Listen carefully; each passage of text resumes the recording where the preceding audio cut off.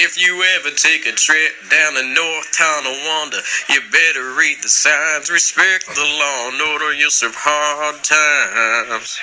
You'll be serving hard times, because the big pud man will make you walk the line. You better watch out for him, you'll be serving hard times. What's up? This is Kicking Ass with Jesse and Andy. Yep, here we are. Kicking Ass. Very simple. What did we just listen to? That's George Gatton. George Gatton is a little man that used to wrestle for CZW. Probably still wrestles for CZW when he can. Yeah. He wrestles as, I'm going to get this wrong, the Trash Man. Oh, at in Wrestle Circus? Wrestle Circus. Uh-huh. Great little guy. He's also a little Lebanese brother. Yeah, he's Lebanese. Little Lebanese guy. I don't really know what his shoot name is. Should we say the word shoot? Should we keep that out? No, I listened fine. to this podcast the other day about ECW, and these dudes were just tearing into Cyrus the Virus for using wrestling terms. Yeah, Neil used to hate that too. I might he always used wrestling terms. Yeah. George might have a sweet name, or his name might just be George Gatton. Yeah, because there's so many. I knew a guy. His real name, his shoot name, was Castle Bond, and then he changed his wrestling name to Ryan Stone. Yeah. It was like. I remember I saw his shirt from work and it said Castle, and I was like, "Why is it?" Everyone was like, "Oh, that's his real name." I was like, "What?" Yeah, his name's Castle Bond. It's what? And he wrestles as Ryan Stone. Yeah, like George probably has some super cool Lebanese name. And hey guys, I'm George Gatton. Yeah. A great guy. So yeah, we're gonna open the show with a George Gatton song. Yeah, every time. He got into this really insane thing. Not insane thing. It was very nice, but he started sending me him singing to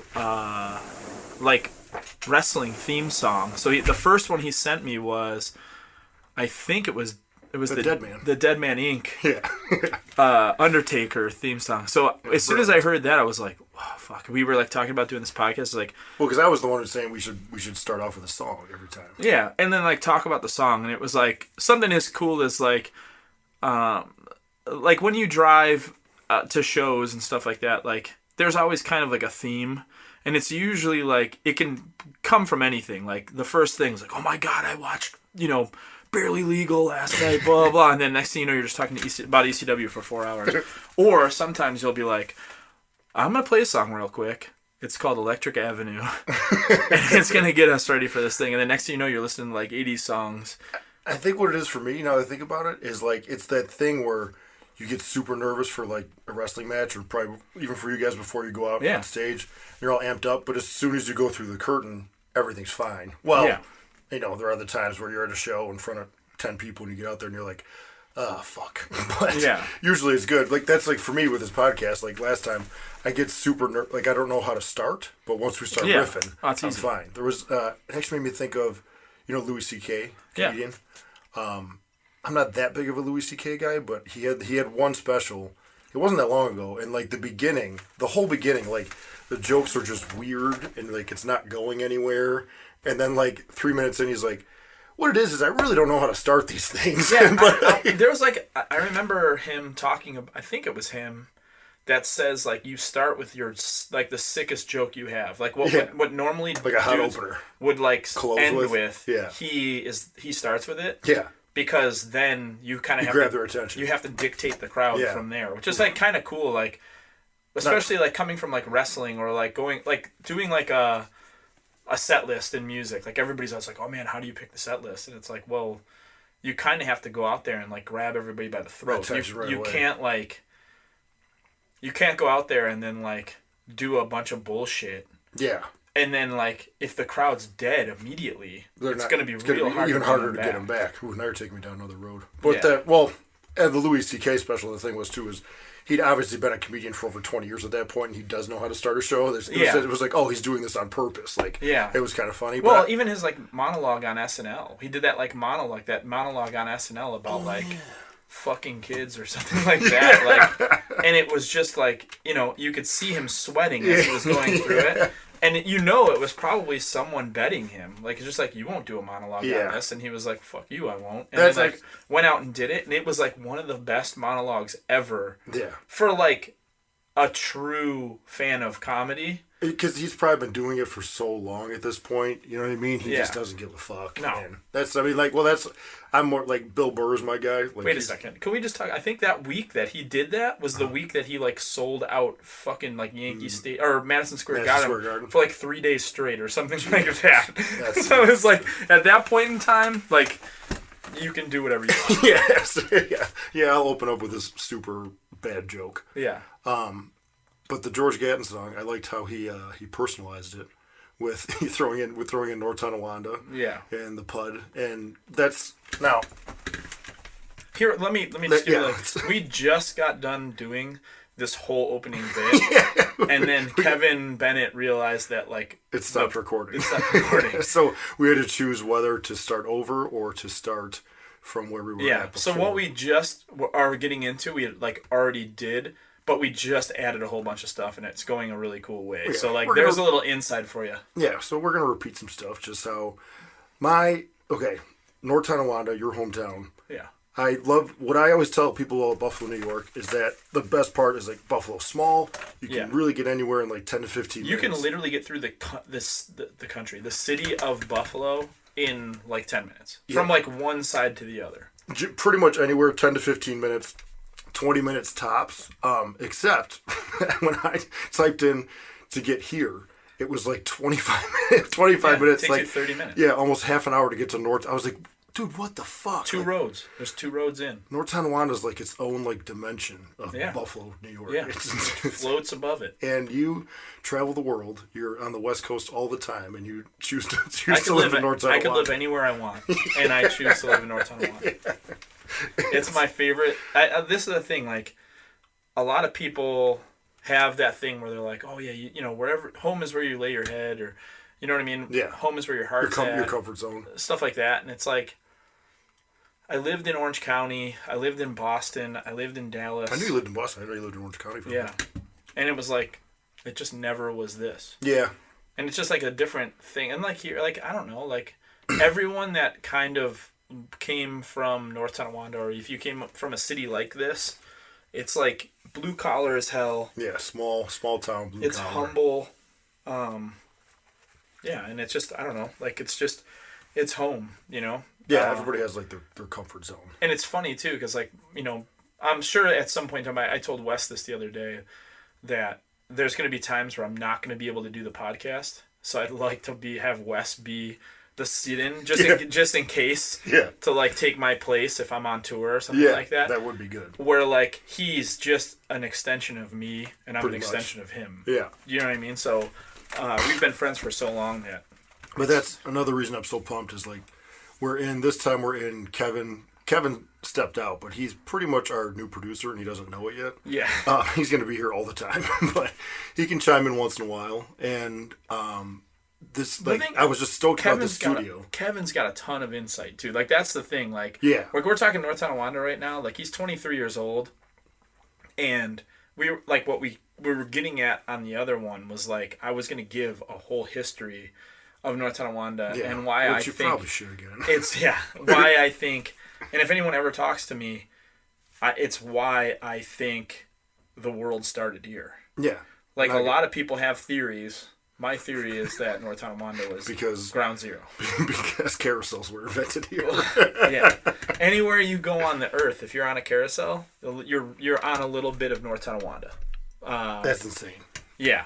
Wurlitzer pianos were invented here, which are like one of the best pianos in the world.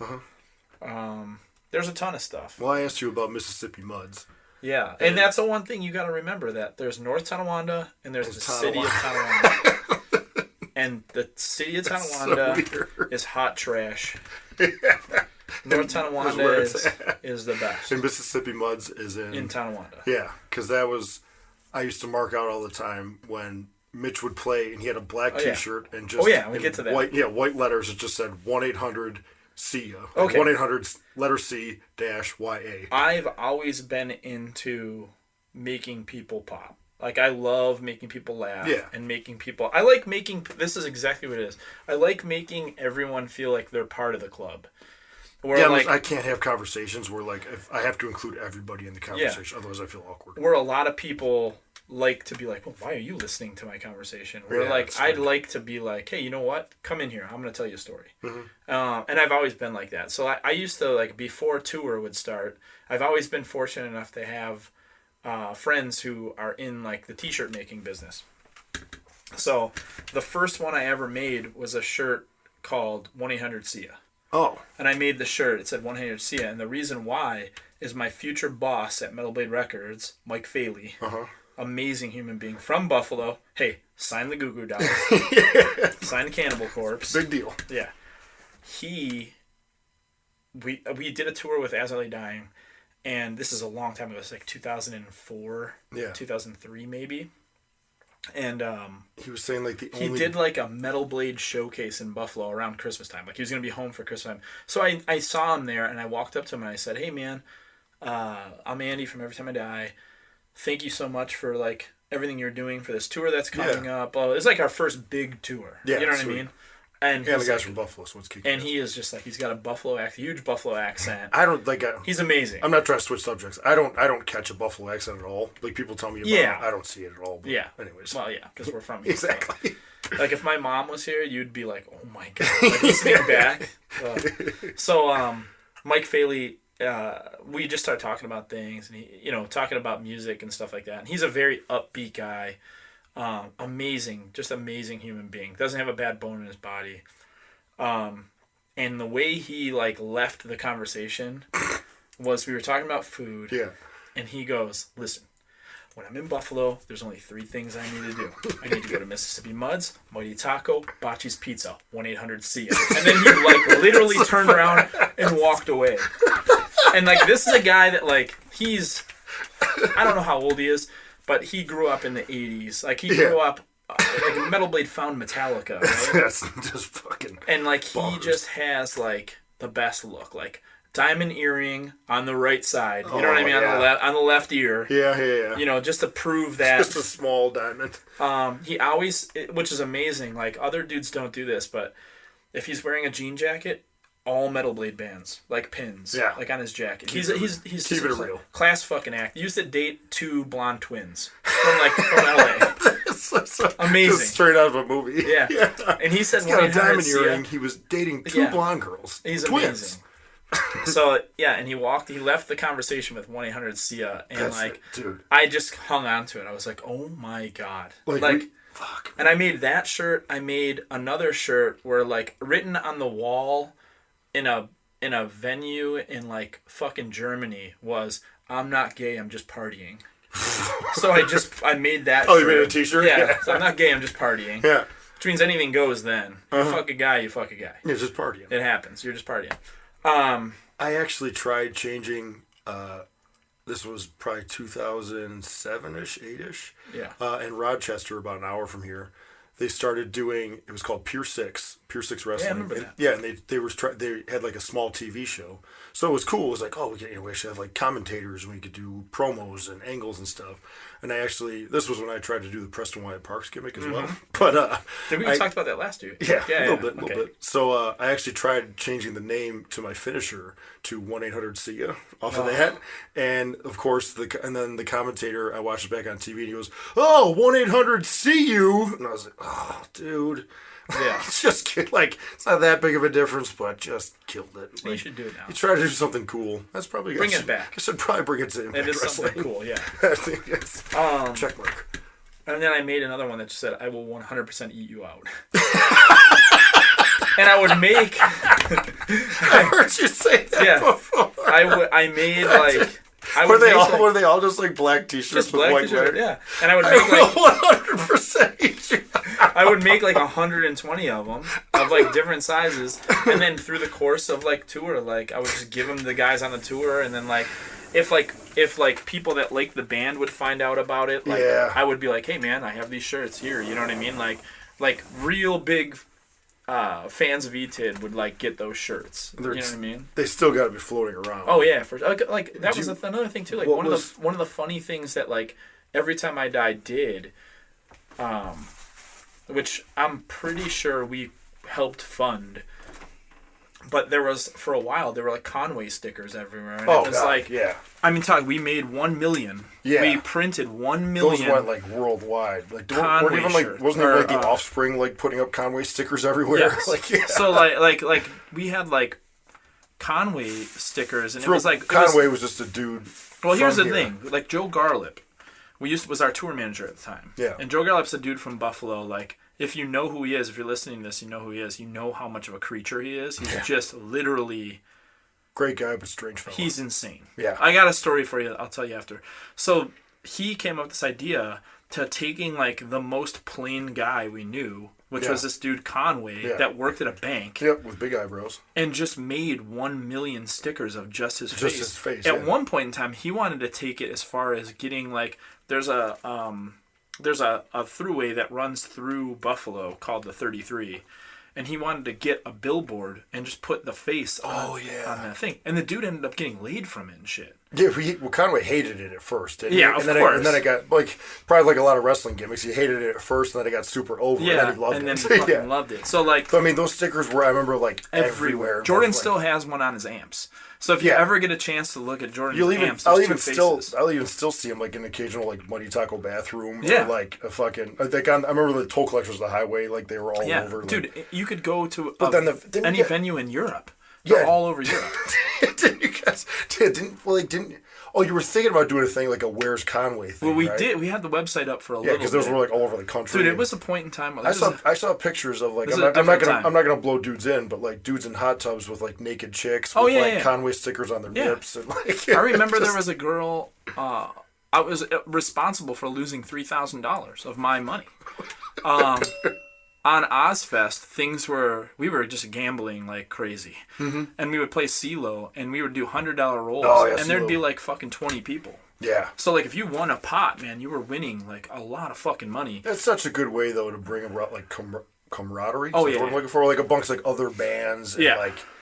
I'm jumping subject a lot here, but dude, didn't you guys do like a kickball tournament too? Hang on, let me just I gotta keep it on the Conway thing. This one might go for a while. No, it doesn't go that far. So like that night, I had won. I remember at one point in time there was, I think this particular game, there's probably 15 people. It was 15 people, $100. Everyone throws $100 in. I won like literally like 6 hands in a row. And this girl that I just wasn't into like this is like a one thing too, like Andy, I don't have a type, so like I can look at I find like women attractive for like weird things, like, you know what I mean, and this girl just wasn't doing it. Oh gotcha. But she wanted everything to do with me, and this is 2004 Ozfest.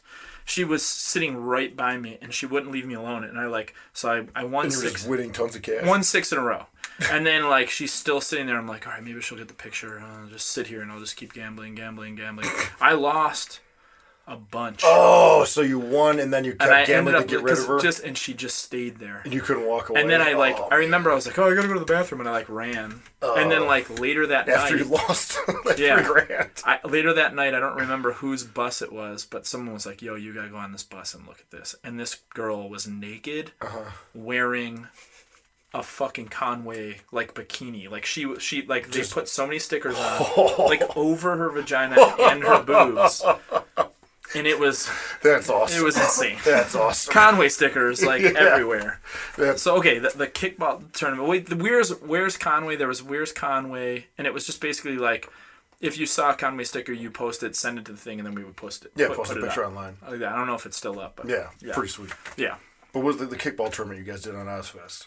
Did you guys like run a kickball tournament? I don't know. I don't remember that. I thought like maybe the story's bullshit, but someone told me I thought you guys got to, well, like you were playing kickball and it got bigger and bigger and bigger, and then like Sharon Osbourne actually was like finally was like, this is one of the best tours we've had as far as like all the bands getting along and all that kind of stuff. Yeah, and, maybe like, the kickball tournament. I don't remember that. I mean, I probably played. I remember we would throw DJ parties. So like Jamie Hatebreed had this like sick little PA that was like, it was a Fender PA, I remember, and it was like it all stayed together. Yeah. And then you would like unhook it and it would stay like you could, and it, like he would let me like borrow it, and I would have nights where it'd be like I'm doing Metallica night.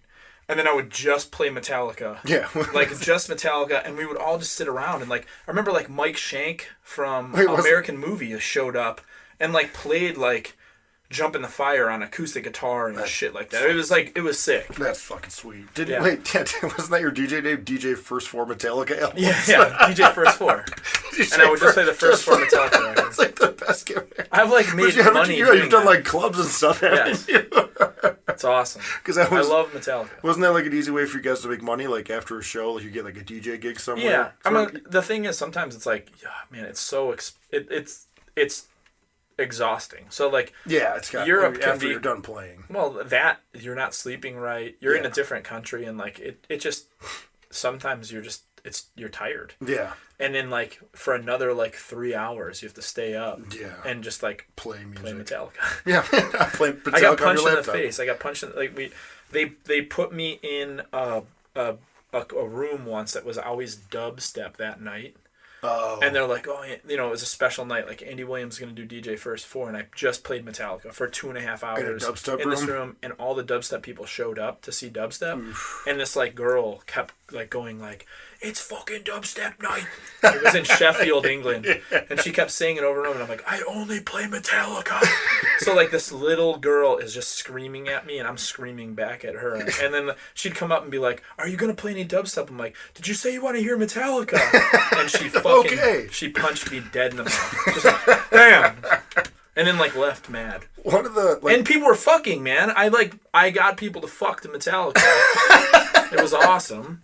Like straight having sex. It was great. Up like in like a little balcony, there was like two people that just bent the chick over. Yeah, just going at it to Metallica. Awesome. One of like you're not gonna pop for this at all, but like one of the coolest things I remember I saw was like after when Warped Tour comes to Buffalo, when you guys are on Buffalo, it's always like a big high school reunion for everybody. Like you guys get a big section, and Mr. Buckley makes wings for everybody. But like you were saying, the DJ parties, because then I remember.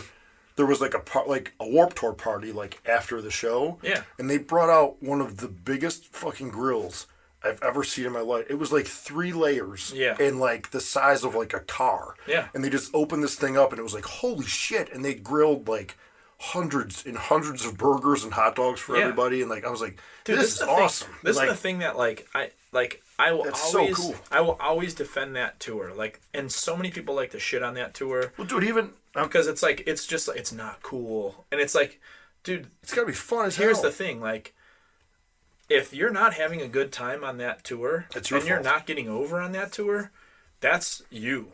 Because I've done 7 of those, and Every Time I Die has been a thing on it every single time. Yeah. And we're not the biggest band in the world, and we're not the biggest band on Warped Tour. Yeah. But every single time we go on Warped Tour, it's like, I have a great time, I make money.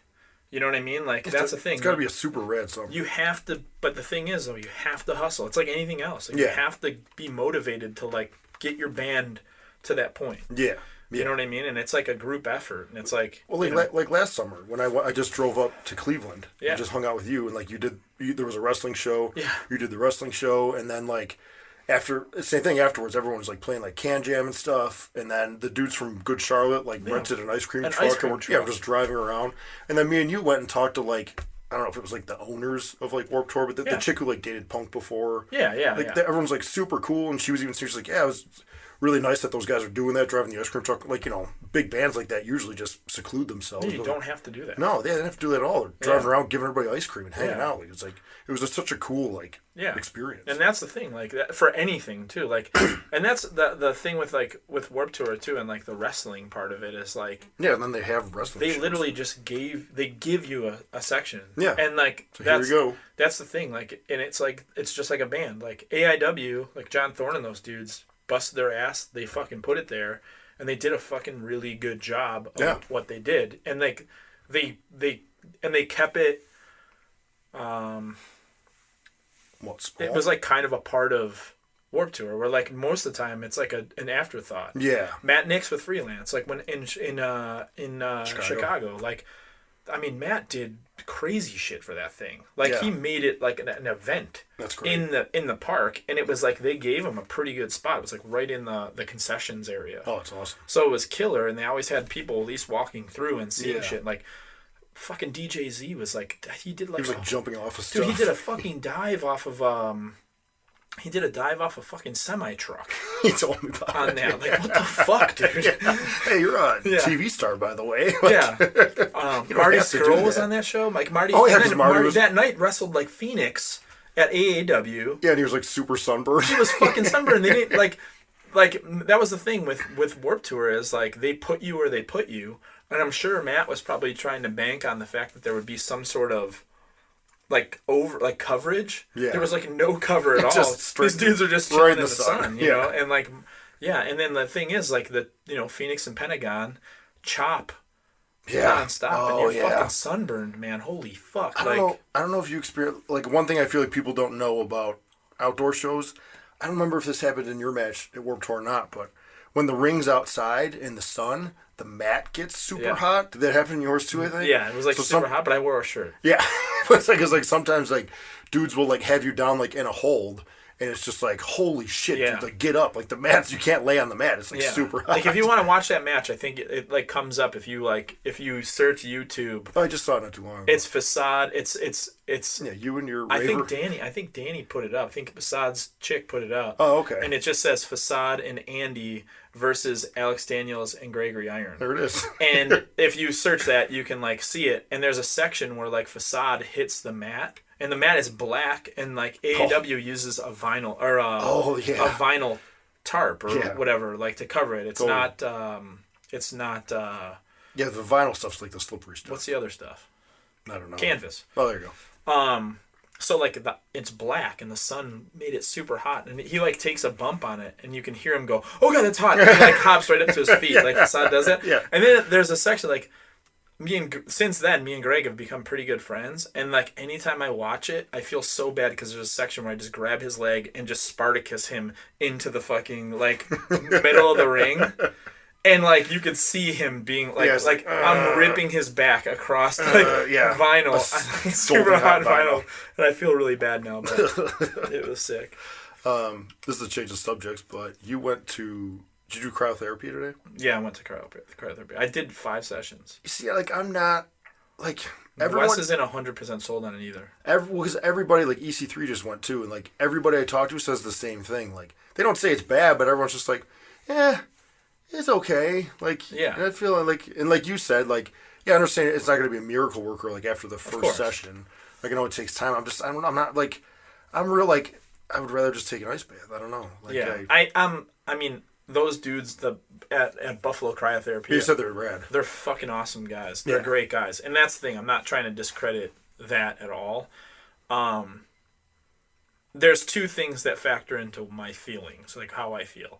One, I have a month and a half off. Usually, I'm going from like a tour to a tour, so I have like a week to like try to chill out and make my body kind of feel okay before I go back out. Yeah. Wait, hang on a second. I just got really good. We're gonna be running a huge wrestling show for our Christmas show this year. Yeah, we figured we need to talk about that sooner or later. And I just got a text message from a dude that is helping us run it. He goes, "Oh, for real?" Yeah.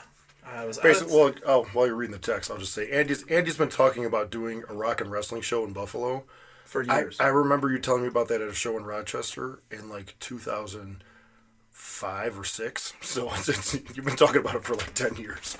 But now that he's involved in wrestling, I think it's actually going to happen this year. Where like E-Tid would play, and I think you guys are saying you're going to have other bands play too. Yeah, we're going to do like a wrestling show. We're going to do like a wrestling show. So like if you're familiar with Every Time I Die's Christmas shows.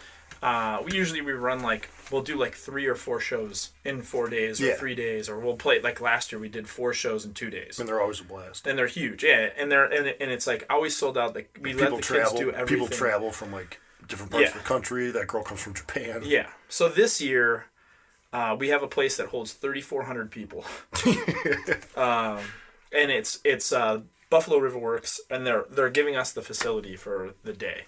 And so we're just trying to figure out ways to like get 3,400 people there and make it like worth it. So there's 2 ice rinks there. We're gonna do like all day curling. There's gonna be like all day skate.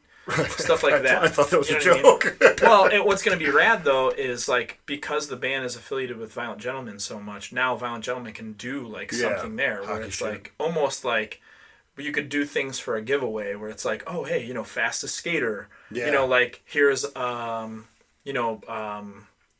an obstacle course, but like you could kind of put people through things by Violent Gentlemen. You know what I mean? And then like people can win things and do things that way. So trying to figure things out and see what we can do. Even let alone, I mean, like the bands that you've been talking about are a possibility, and like the wrestling card you've been talking about booking. Yeah. Like just the music and the wrestling alone is going to be this badass. is the text message I just got. So we want to basically run a show that's like, it would go from like 1 to like 4. Yeah. Like a wrestling show, or like 2 to 5 or something like that. And then the music would start like after that. Yep. So this is it. Chris Ring is the promoter of it. And I was out of town 2 weeks ago and ran into some dude, Scott Hall. says he is a wrestler and he's a wrestler and would be down to come in for our event, but wants, and it's a very modest amount of money. It's a very modest amount, I think. Yeah, well, when you were already talking about bringing Nash in too, right? Yeah. Oh, hey, the Outsiders are going to be here. Yeah, so that's the thing. Like Kevin a wrestling Nash show featuring the Outsiders. Kevin Nash is a huge fan of the band, Yeah. and I haven't technically hit him up yet about this, so gonna see if we can like get him here to do that. And Like it you would said, be, because I mean, even like him, his son's a fan, his wife, so Yeah. like, they could come into the show. Yeah. And they could just have a good time. and Kevin can work X-Pac. Oh my god. Oh my god! Who, by the way, is jacked right now. Yeah, he looks great. Yeah. Dude. I think like for men in general, I don't find this with you, but I find this with other guys where like guys aren't happy when other dudes are like doing well. Yeah, well, it's unfortunate. like a It's competitive unfortunate thing. that that's the norm. Yeah. But yeah. But man, that like it makes me so fucking happy when like I see things like X-Pac's like one of my favorite wrestlers from when I was a kid. Yeah, he's it's amazing. like seeing him doing good. Yeah, like bouncing back. It's fucking awesome. You know what I mean? Like he looks fucking great. He doesn't know me. I don't know him, but like Yeah. it's like fucking rad to see that. Well, the thing is like no matter like how rough a shape he got into, like he was always like still good at wrestling. Like, Yeah. He always has wrestling. He's like, amazing. I'll admit, the first time I saw him in a locker room, I was like, oh no, like Yeah. I just thought he was in bad shape, and then an hour later, I looked out in the ring and he was just tearing it up. I was like, Yeah. what the where'd that come from? Yeah. Like, you know what I mean? So it's, I don't know. I think that's just really fucking cool, and I love that text message you got from Ring. Yeah. Yeah, this dude Scott Hall. Yeah. Says Like, first he's of all, a wrestler. what the fuck is Chris Ring doing with Scott Hall? Yeah, I know. Wow. Something super random. Yeah. So yeah, we're gonna do this like huge event. It's gonna be the sickest thing in the world. The wrestling show is gonna be fucking killer, and it's like, it's essentially like, the band gets our Christmas show every year, but like my local wrestling friends don't have a Christmas show. You know what I mean? So like, it's essentially me going, hey guys, be a part of this. Kill it. You know what I mean? And now like your families get to see you guys like wrestle a fucking huge show. Yeah, like you know what I mean? A big show. And try to like bring it where it's like, okay, and then like next year it's like, oh shit, like Hopefully it just keeps growing. hey, remember last year when you Yeah. know Braxton Sutter did this? Yeah. And then match, oh fuck, I wonder if he's gonna do this Yeah, year. and You know what I mean? Like the Outsiders were there signing Yeah. autographs, and like Ric Flair's gonna be there. this year we got Ric Flair. I would fucking die if that happened. He like, I always say like I don't know if it's from wrestling, like I don't get starstruck very easy. Yeah. Like the only people I can remember getting starstruck by were one time randomly in the Cincinnati airport, Dave Chappelle walked past me holding a skateboard, and that actually got me. I was like, holy fuck, that's Dave Chappelle. Like that one caught me. And Vince McMahon has like a very what's the word I'm looking for? Very not appearance. Presence, yeah. Vince McMahon has a very big presence where what? I don't want to keep. I just keep getting more text No, messages please. about that. I don't want to because I don't want to say it out there. Like he wants Virgil to come with him. That's what Scott Hall said? Yeah, and he said something about wanting ham sandwiches. That doesn't even sound real. Yeah, maybe he was just ribbing him. Yeah, like, it sounds like a joke. Like, I don't see that one being real. But I also did want to talk about. I'm going to jump around here a little bit. Did Ring said that, or Scott Hall said that? Chris Ring just said that. Yeah, gotcha. We were talking about North Tonawanda earlier, and I was telling you I just had my first Whole Foods experience. Yeah. So Whole Foods is coming to not Tonawanda. Is it like? No, it's Amherst. Gotcha, Amherst. Yeah. Because Trader Joe's is out there, but yeah, Whole Foods it's legit, but it's super fucking expensive. Holy shit, dude. Laura wanted to go in there. I just got back from 4 days of Impact tapings in Orlando, and we found a Whole Foods, which was nice because it's right near the hotel, and we had a fridge so we could stock up. But dude, it's like, I mean, we bought small little knickknacks, and like, I was like, oh, this will probably be like $15, and it was like $35. Yes. Yeah, like a $6 iced coffee. Yes. And fucking, I mean, it's like easy to get carried away. Yeah. That place. I mean, it's just so cool that they have everything in one spot, though. Yeah, I mean that's the thing. I mean, if you don't have Whole Foods in your area, like Whole Foods is basically like it's if you wanna live healthy, you can, and you have the money, you can go to Whole Foods and like live the best life possible. Yeah. Like everything is there. If you have the money. You can eat clean and stuff like that. It's like, I don't know. For me, like, I feel like I'm gonna go to Whole Foods for like one thing. Like it'll be the place That's to probably go the smart get way to go about it. this one thing that I can't get anywhere else. I know that they carry like actual real probiotics and stuff like that, and like just stuff like that. But which is great. Yeah, we can just start talking about food from there. I came in, I was okay. Here's the thing, craving Chinese I food. have the worst self-guilt in the fucking world, and if I sense like a second of like someone like rolling their eyes at me when it comes to like food, I just like cower miserably and then just go eat like. What do you mean? Like if somebody saw you a chicken breast. If somebody saw you like the other day, I was craving fucking pizza. Like I wanted to eat. I would have ate like the other day. I would have ate 2 whole pizzas. I don't know if that's possible, but I would have tried. And like I'll go in like there's a Saturday. There's a 7-Eleven right by our house. Yeah. And I'll go all the time. Like I'll get home late at night and I'm like fuck it, and I'll stop at 7-Eleven and just buy a Ben and Jerry's. Yeah. And like they see me do it all the time. I don't care. Like, I don't care. You have Beach Bod though. I have Hoss Bod. You got me it's there. Different. So if you order 2 whole pizzas. The other day, like me and Wes were gonna watch the Cub Swanson Artem Lebov fight. Yeah. And it's Saturday night. And I'm the whole day I'm like, dude, we should get a fucking pizza, dude. It's gonna be fucking awesome. Like, and every time I see his face when I say pizza, it would just be like you could see him going, just like that. And I was disgusted. Like, fuck. Like every time he said it, and then literally it was like that, and like it was like time. He finally like came over, and I was like, all right, man, were we ordering this pizza? And he was just like, I mean, we could just like there's like a Chipotle, and I'm just like. And he's like, 5 Guys. I was like, yeah, we're going to get 5 Guys. That's it. We're going to 5 Guys. And I could have just got a fucking double cheeseburger and a small fry and just chilled out and ate it.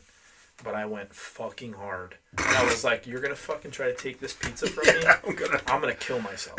Like, that was exactly what it was. It's like, this is on you, dude. All right? If I fucking have a heart attack now, it's on you. You're the one that killed me. Yeah. Because you just didn't let me have a fucking pizza. All I wanted was like, really 3 slices of pizza. Instead, I'm going to eat 6 cheeseburgers. I had 2 5 Guys double cheeseburgers. One drenched in A&W or A1 sauce. The other one with normal stuff on it, just ketchup and mustard. And then I got a large fry. And like as I'm sitting there eating, I was like looking at him, like, just eating the one, just pouring fucking fries. He didn't even touch fries. Yeah. He just had a fucking burger that had like nothing on it.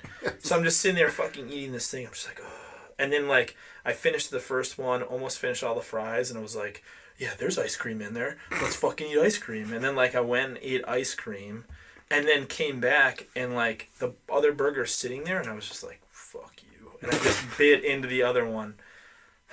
That was a mess. Are we still getting Chinese food after this? Yeah. All right. That's cool. Yeah. Oliver Street had a lot of Chinese food. And so you also forgot to bring up that Oliver Street was in North Tonawanda. Oliver Street was in the Guinness World Records book for having the most bars on one street at one point in time. North Tonawanda. It was great. It was great. I used to have this boss that would tell me that in the late 70s, early 80s, he owned Oliver Street. Oh, like he was the man? Yeah. Yeah. He was probably not the man. I feel like there's a lot of those dudes in Buffalo. I love it. Like even like Cheektowaga has like their local bars. And yeah, there's guys that think they're like the king of those local bars, which is, a very cool name tag to have, along with your fucking 60 DWIs and all that other stuff. We should probably do that. So we wanted to come up with some segments. We want to talk about food. We want to talk about movies. Obviously wrestling. And working out. Music. Yeah, working out. Movies. Here's the thing. I live a life where I'm gone a lot. Jesse works a lot. Mm-hmm. Kevin wrestles a lot. You guys fucking all wrestle. But let's a lot. I was gonna say this. Like I just got back from 4 days of Impact tapings, and I'm exhausted. Like you're getting ready to leave for a month. Yeah. Like I don't know. I mean, I'd like to say I like to travel a lot, dude. That's a fucking long time to be gone. Like we're going to India next month, which I'm psyched about. We're gonna get diarrhea. We're there for like 4 days. Like you know what I mean? Yeah. Dude. It's like the first thing. Like when I meet people in like. If someone like works out or someone has like something that's like, how do you do it on the road? Yeah, it's like dieting and working out on the road is a totally different story. It's so hard, and people don't understand it, like because you have to make time for it. Yeah, and like that's like everybody thinks like the rockin' lifestyle is just like fucking chicks, doing drugs, drinking. Like no, it's none of it. You're in a van for like 8 hours. Exactly. Yeah. You get to the venue. You try to feel as normal as possible. You have to like. Load in, sound check, do all that shit. Usually there's not glorious. Yeah, there might be some interviews to do or something like that, and then it's like, okay, what can I eat in the area that's not going to give me diarrhea? Yeah. What's going to be the most bang for my buck? What's going to be the most efficient for my body? Yeah. Like, and then for me on the road too, it's like, I want to eat something healthy, but I don't want to be hungry again in an hour and a half. Yeah, you know of course. I mean? And like the thing is, like a lot of people shit on like, I know like if you listen to some of the other like wrestling podcasts, like a lot of wrestlers will talk about like Waffle House and stuff like that, and like Denny's. I'll take Denny's over Waffle House. But the sad truth is that's if you want to eat kind of clean and you want to get a good amount of food, you have to eat at a place like that. Like, it has like to a diner, a Waffle House, a Denny's. Something like that. One thing that I do is I always try to get like a rotisserie chicken like earlier in the day. Yeah. And I'll like cut up a rotisserie chicken and then like I'll at least have like 2 meals out of that, 3 meals out of that. And Super then, like, smart. Yeah. And then it's like going to the gym, like my knees are shot. I'm 40. Right? Let's just. I probably said it a bunch of times last week, but like my knees are not young man's knees. There's probably like bone on bone shit. I don't know how you do, because I mean like you do a lot of like powerlifting stuff. Yeah. And like, especially on the road, that's the last thing I'm doing. Dude, there's like times where like I'm doing squats where like, dude, I have weight on my shoulders. I'm just like I have no idea how I'm gonna do this. Yeah, but here we go. Let's see where it goes. Yeah. And like I'm going down into a squat, and I'm like I don't know if I'm gonna be able to get up. Cool. Which actually, here's 315. Let's go. I do want to tell an awesome story I heard at the tapings.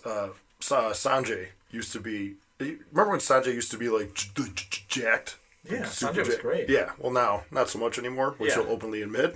But okay. So like he's still great though. Yeah, I always say he's gonna come back around to being a body guy, but he says no way. Yeah.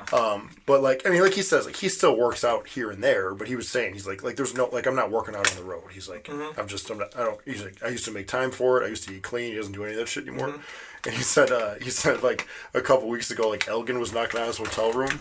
And he's like, hey, man, I'm going to the gym. You want to go? And Sanjay goes, no, man, I'm rich. I don't need to go to the gym anymore. Which is amazing. Then he went back to sleep. Yeah. It's just like the best quote. I'm rich. I don't need to go to the gym.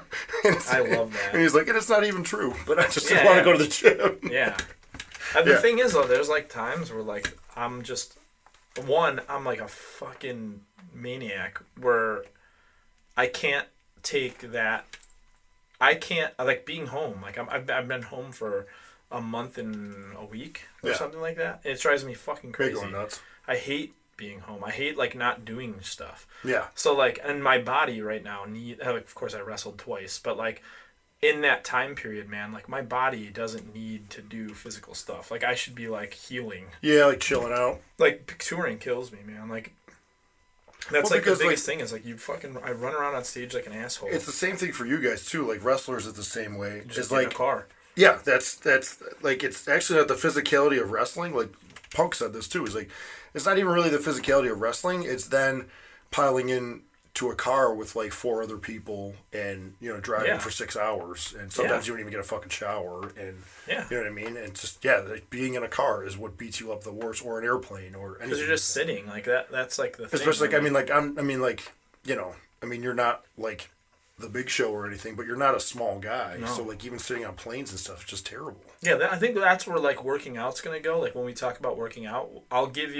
Jesse will give you like the body guy beach bod tips, and I'll just give you the hoss tips if you want to know how to just be big and be a bigger guy. I got some tips. You want beach muscles or you want to be a hoss? Yeah. Like, what are you looking for? That's it. If Dick Murdoch is the guy you're trying to be, I got you. If you want to look like Ravishing Rick Root, I'll give you some supersets. But we definitely segments is where we need to go. But I mean, I feel like we kind of did today. Anyways, we talked about food. We haven't talked about movies much yet, but movies right now. Like I am so fired up about this Free Fire movie. Yeah, that's where we're going tomorrow. Oh, dude, I don't mean to talk about it. I feel bad bringing this up because you're going to be gone. But in Buffalo, the North Park Theater, that like old school theater, they're showing the Void. We're going Sunday. I just bought it on iTunes. I haven't watched it yet. But I bought it on iTunes. Yeah, we're gonna go watch it at the old school theater. Yeah. It's like an '80s throwback horror, right? Yeah. Yeah. But this like Free Fire is like, sweet. It seems like it's like a Guy Ritchie movie. Yeah. But it's supposed to just be a gunfight in like a factory for an hour and a half. Oh, that's awesome. Like there's 2 locations in the entire movie. That's fucking sweet. Yeah. That's like one thing that me and Jesse do. Like we get home and then we just start seeing movies. Yeah. So and for me that usually involves a large popcorn and Goobers and a Diet Pop. Here's something doesn't work out the best. I'm gonna throw you guys in the loop on something. So if you see movies a lot and you're listening to this, go get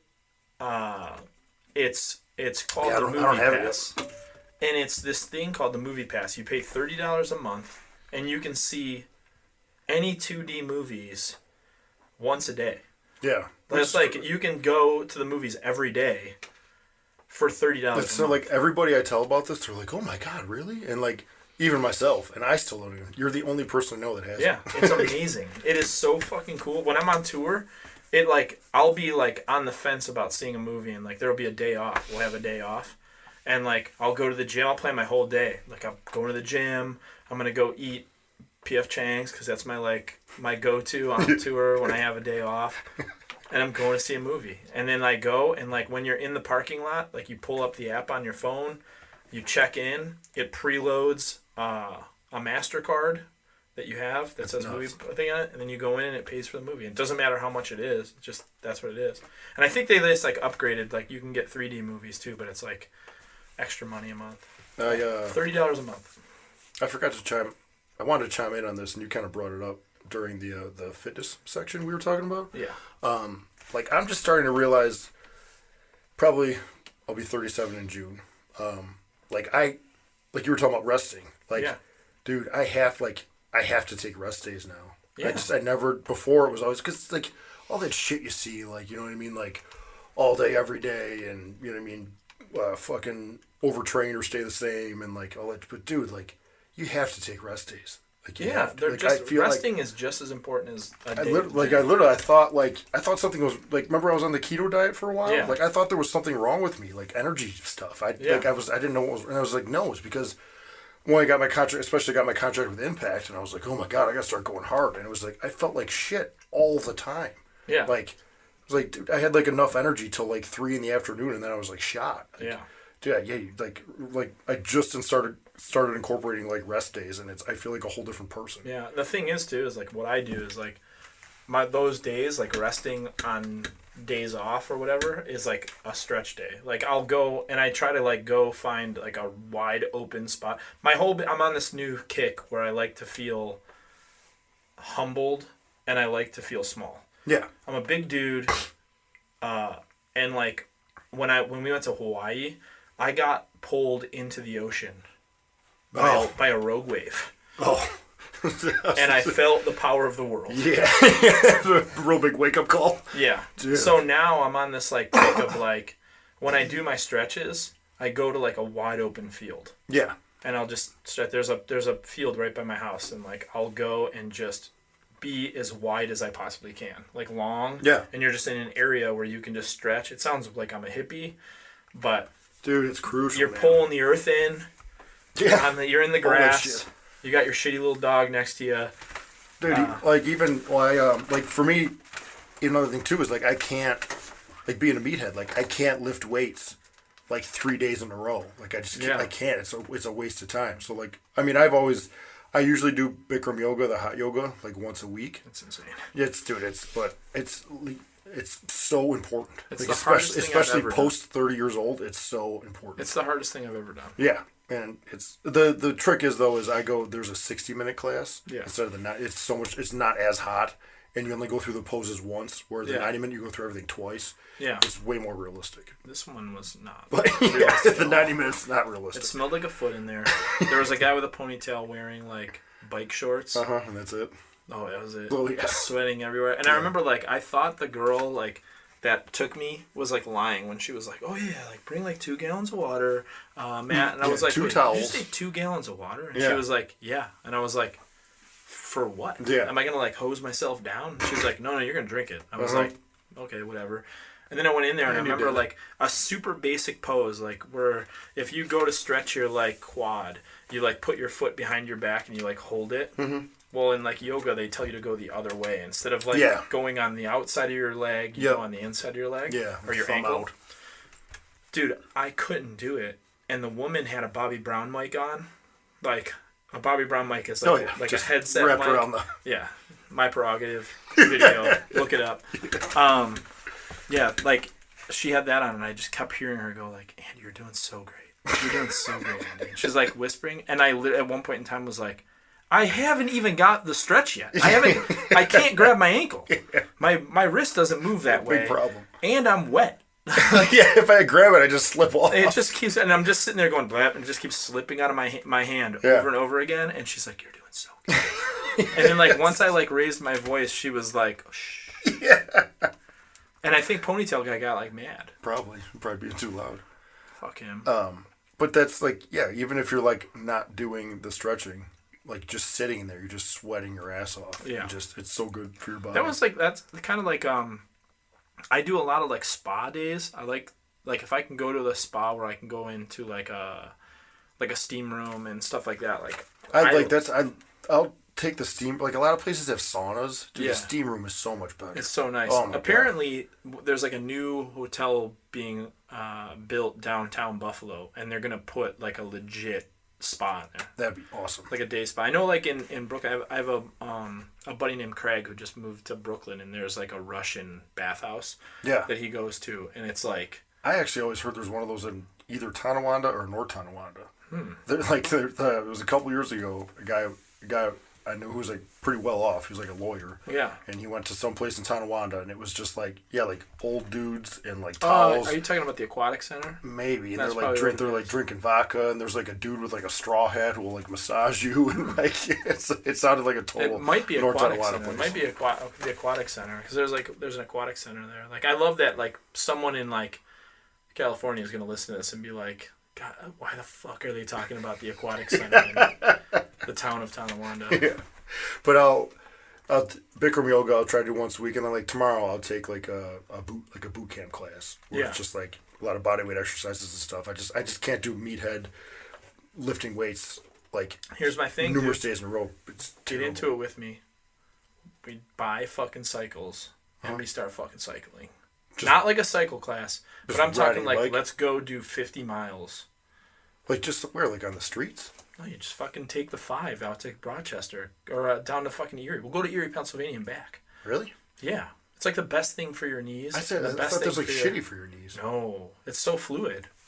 Really? Yeah. It's like really good for your knees. And it's really good for your quads. Dude, I would love that. Here's the thing. I saw a guy like I get thrown with touring and stuff like that. You just get thrown a whole bunch of different people at you.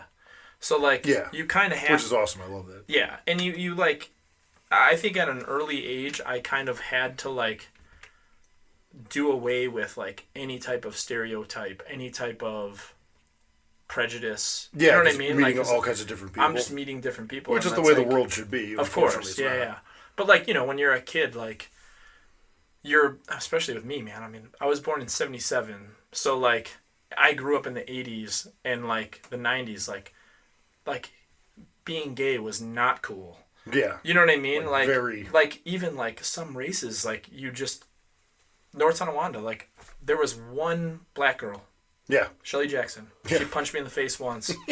on accident. She was swinging at Yvonne Ewert, and I was standing right behind Yvonne Ewert, and she missed and punched me right in the face. She was super hot. It was awesome.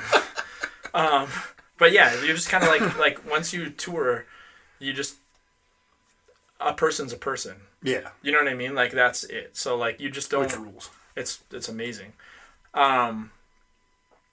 So yeah, like, and it's easy for me to like go up to people and like talk to them. Yeah. So I'm in this coffee shop. I always find that too. When I come back from like traveling in Buffalo, like I'm very much more talkative with like anybody. Yeah. And then when I'm here for a long time, I kind of shut down. I don't want to talk to anybody. Yeah. It's strange. But well, because it's your time. Yeah. That's like how you look at it. So I'm in. I think we were in Memphis. No, we were in Memphis. We were in St. Louis. And I go to this coffee shop, and it's like your typical like nerdy coffee shop, like beakers. You know what I mean? It looks like there's like beakers and stuff like that, and like whatever. So I go in there and I get a coffee, and I'm like waiting for my coffee, and I look at this dude's legs next to me, and they are fucking tree trunks. Like he had like in a good way or a bad way? In a great way. Oh, okay. This guy had great legs. Straight up. So I look at his legs. I'm like, what the fuck, man? And like I just ask him, I go, dude, do you do train your legs? And he's like, all I do is cycle, man. That's it. Crazy. And he like had like a cycle outside, and he was just like, dude, I'll do. And he was like telling me like, I'll do 50 miles a day. Yeah, let's say even for like chicks, like dancers always have like big legs and big ass. Dude, this guy's legs were insane. And even like if you're a cannibal, you're living off that for like Koa, good months. like our buddy Koa. Koa still has a big ass and legs from playing hockey. Really? Yeah. Yeah, he does have. He's a big dumper from playing hocky. Yeah. Before him. This is really weird. I have a knack of like kissing big bearded men. Yeah. Yeah. You guys do kiss on the lips a lot. I kiss Koa on the lips every time I see him. I kissed Bill Carr 3 times in one day. Dan from 4 Year Strong, I've kissed on the mouth numerous times. I've kissed Alan from 4 Year Strong, which all bears, and we kiss each other on the mouth. Didn't you say the one time you and Koa kissed at like the waiting room, and like all your like North Tonawanda buddies from high school were there? They were just like mortified. Yeah, all of them were just kind of like, all right, that guy. Like, you kind of like got the sense of like, what's up with this guy, you know? Before we wrap it up, we're going on an hour. I just want to let's talk about how hot it is in here right now. Yeah, it's a small room right now. The best, like, is I can tell, like, we're talking, so it's cool, but, like, Kevin's just sitting over here, and I can see him, like, moving around a lot. Because I can tell he's just so hot. Well, the man's probably hungry. He's probably hungry. He's got super Chinese hot on the and uncomfortable. Mind. He's got Chinese on the mind. This is our new home, though. This studio is amazing. And we're gonna. Kev's like, yeah, great. Yeah, I can't wait. It's cool. Especially, the summertime's coming up, too. Oh, yeah. Sweet. I did one story I want to tell real quick was, what was really cool at the last end of these tapings was we taped for 4 days, and then the last day it was Moose's birthday. Yeah. So we rented a party bus, which was like by the end of it we were chanting every loop because it was a great way for like everyone to blow off steam and just enjoy yourselves, and like it was really cool too. We we were leaving the hotel, and like Bruce Pritchard and like Al Snow and all the agents were staying. Like you could tell they were even like happy we were going. Yeah. You know what I mean? They were just like, "Oh, have a good time, guys!" Like, it's a really good idea. Yeah. And like it was awesome. It was I think that another thing, like getting back to what we were talking about with making people feel involved, especially with everything that's happening with that locker room. It's like now it's like that's the one thing about like say like WWE or something like that. Like that they have dudes who have been there forever. Yeah. So there's like mainstays. It doesn't really like wash in and out. Exactly. Or like TNA is something where like something if new. you look at the history of TNA, it's always the locker room's always moving. Yeah. It's a very fluid locker room, which isn't a bad thing. No. But it's different. Now it's almost seems like some of the dudes from like when it was real hot are now back there, and you can see where it's starting to pull. They're starting to bring dudes like Matt Morgan back. They're starting to bring Sanjay. You know what I mean? Like dudes back into the poll. Well, I was even gonna say like this isn't any kind of spoiler either. Like they just brought back like Low Key and like Seidel, like Evan Bourne. Like those are like amazing. Two guys like they're never gonna have a bad match. Yeah. Like it's not gonna happen. Yeah. Like if you have a bad match with either of those guys, you should probably think about doing something else. Like it's just not gonna happen. And I mean, if you think about that's like Low Key is like one of those dudes that like he was the reason I started watching TNA. Yeah, like I was talking about it with Sanjay, like, and I've heard Cabana say this on his podcast before too. Like, Low Key at one point was the guy. There's usually a guy on the indies who comes around. Like at one point, everybody was trying to be Low Key. Yeah, like everybody was doing his stuff, his spots. Yeah. Like that's the guy everybody was imitating. Like now maybe like Ricochet or something like that. But like for a long time, it was Low Key. Yeah, and, I mean, dude, how many dudes do you know that finished with a double stomp? Exactly. And I mean, that was Low Key. Yeah. You know? Yeah. Exactly. Which I mean, sure, Low Key probably got it from someone, but like. Yeah. Yeah. Like he was the guy that made it. Yeah, made it cool. Yeah. I was in the bathroom. Like I don't like to drink much at all anymore. But like something like that, I don't mind when there's like a celebration. There's a reason for it. Yeah. And I was in the bathroom, and like this dude came in just flying, just wrecked. He's like, "Oh guys, I'm just fucked up, and I'm just trying to have a good time and dance with some women. You guys all have a good time." He's like washes his hands, and then like I'm like taking a piss, and he just walks out. He's like, "All right, guys, wash your dicks." Which is amazing. Like, wash your dicks is a pretty good T-shirt. Yeah, wash your dicks. That was his outro. As he left the door, he goes, "All right, guys, wash your dicks," and left. Wow, it was amazing. Great. But yeah, let's end it with a Earl Hebner quote. All right. Eat Chinese food and 1-800-SEE-YA. 1-800-SEE-YA, and then guys, just remember, the heat's in the ring. Heat's in the ring, guys. See you next time.